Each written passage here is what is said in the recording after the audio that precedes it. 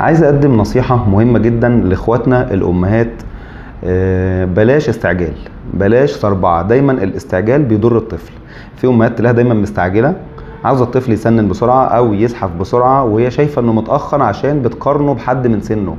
واحنا بنقول يا جماعة في مواعيد، نقول امتى الطفل اتأخر. فلو مش عارفة المواعيد دي ابعتها لك، اكتبي لي في التعليقات وانا اقول لك. في امهات تبقى كاشفة على الطفل والدكتور كتب علاج، وهي مثلا الطفل خد العلاج بقاله ساعة وما خفش.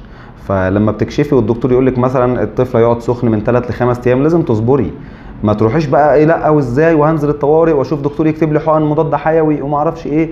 الصربعه دي اللي بيدفع ثمنها دايما الطفل. انت هتضر الطفل بالصربعه والاستعجال. دايما دوري على المعلومه الصح واصبري جنبها.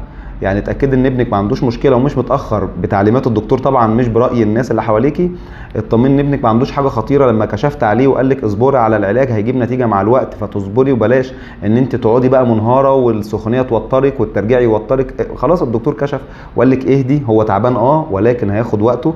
فبلاش دايما تبقي مستعجله وتتدخلي في القرار الطبي وتوتري نفسك وتوتري الدكتور، لان في بعض الدكاتره التوتر ده بيوترها هم كمان. فتلاقي الدكتور اللي طب انزلي اديله حقنه مش عارف كذا، طب روحي، ما هو مش عارف يعمل لك ايه. انت عماله تبعتوا له على الواتس وتقول له يا دكتور الواد ما خفش، يقول لك طب روحي اديله حقنه كذا، ما هو مش عارف يعمل لك ايه، هيهديك ازاي؟